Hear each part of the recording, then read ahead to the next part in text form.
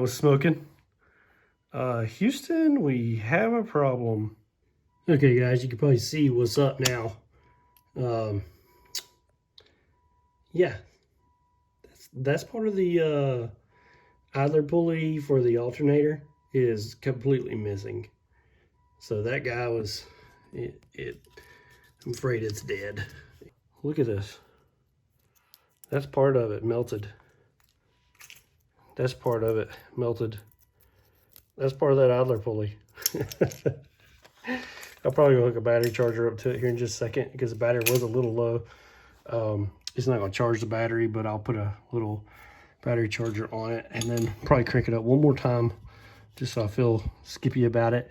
All right, we're going to try this one more time. I'll put the battery charger on it. We'll see what happens.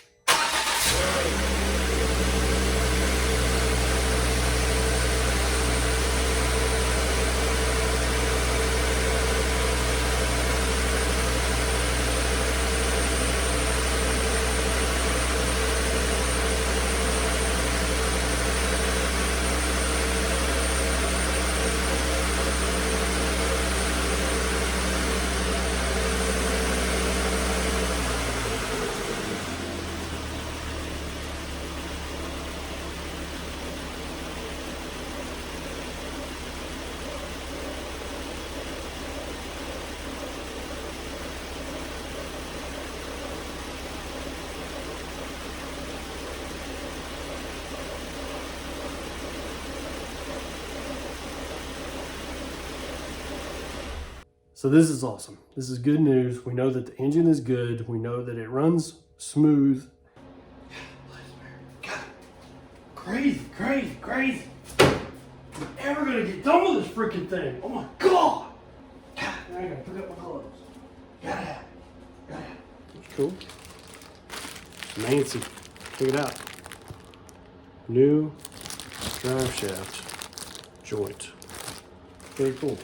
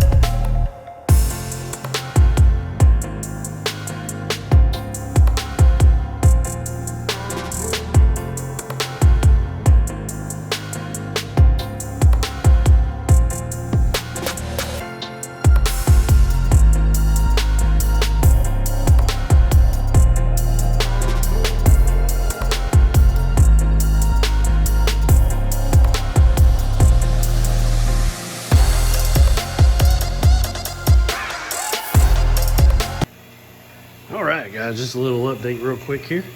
We got AC system pumping down right now. Almost at 30 inches, so it's getting on down there. Then we're gonna check it for leaks, make sure we're good. So got that going. Underneath here though, got the majority of this going. So underneath here, as you can see, got the drive shaft, the propeller shaft is back in. I got a new gasket on that connection right there.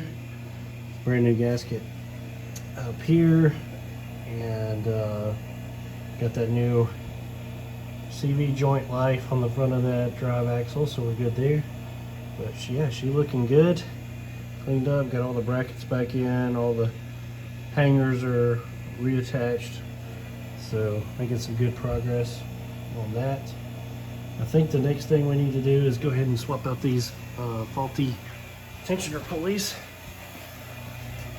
You can see here, you got there's one there, and then there's one there right above it, a little further back.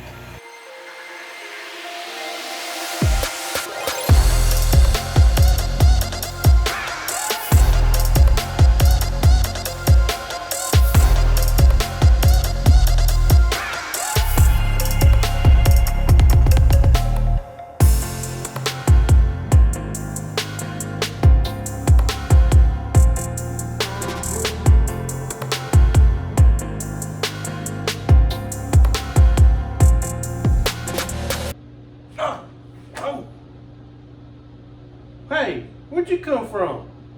We got some lubricants to get in this thing. Already put 4.78 liters in this thing so far. Takes 5.8 liters. Fill this thing up full from slap empty. Definitely not slap empty, but I put 4.78 liters in it. We're gonna check it, see where it's at. We'll top it off a little bit more if we have to, and then we're going to go from there. So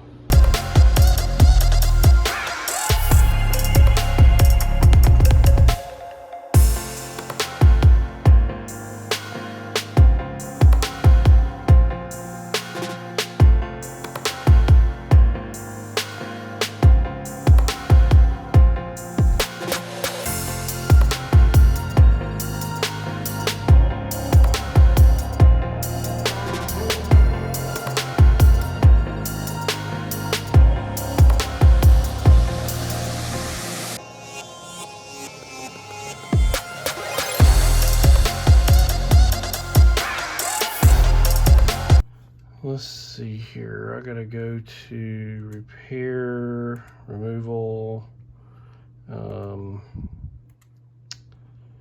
We gotta go to power transmission, automatic transmission. Let's see, transaxle oil. All right, make sure you use Volvo part number, blah, blah, blah. The capacity of the trans is 7.65 plus or minus 0.15 liters, max min. So you take off this looped hose, and I'll show you that in just a second. You take it off, you attach two hoses. You attach one with a funnel to the, that goes back into the pan of the transmission. And then the other one on top of the oil cooler, you run a hose out of that, and the oil pump will actually pump through the oil cooler and then through that hose into a drain pan. Okay, so first things first, I'm gonna get you set up on the tripod. We gotta add 2 liters to this transmission, and then we're gonna have to crank it up and then let it bleed through this hose right here down to a drain pan. So we'll get that set up. So you can see what I've got going on here. Let me show you the hose that came out. This is the hose that you'll want to remove. It's got these little press tabs on the end. Basically, it's really easy. If you just push on it, push against it, and then just push these tabs at the same time.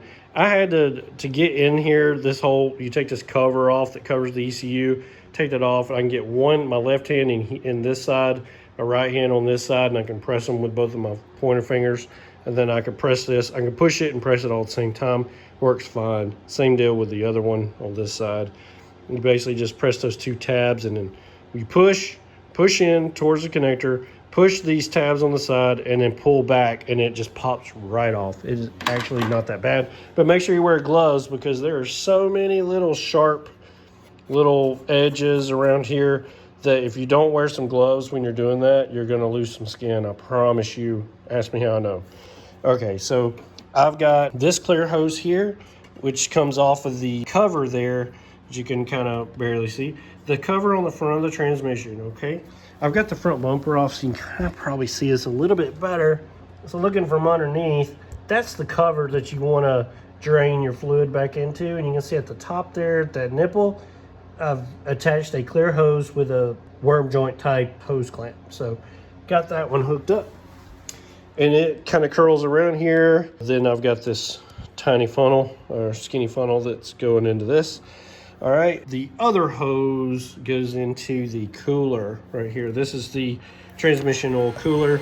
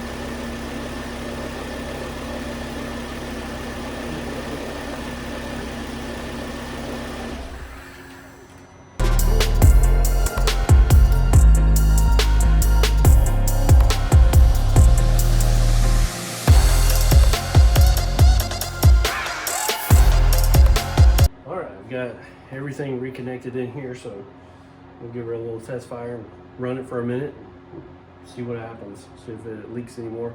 Right now I got a little brake fluid leak because apparently I must have forgotten to tighten up one of the fittings on the ABS module right there. So I got to take the battery out, the battery tray, everything has to come out, and then I could tighten that fitting back up and then try it again, see if it leaks after that. Hopefully I'm probably looking at getting another ABS module of some sort, or at least the block itself,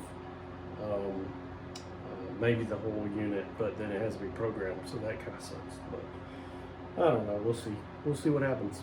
Hopefully, I wish I would have got one off that parts car that was low mileage. I wish I would have gotten that one, but it didn't happen. Oh well.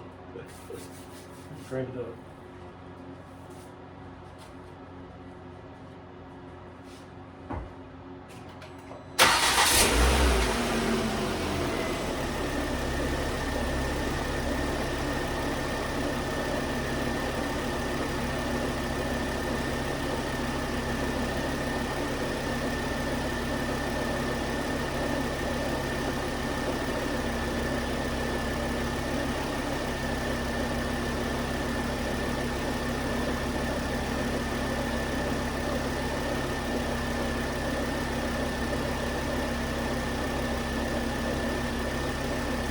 Should be good. Hopefully.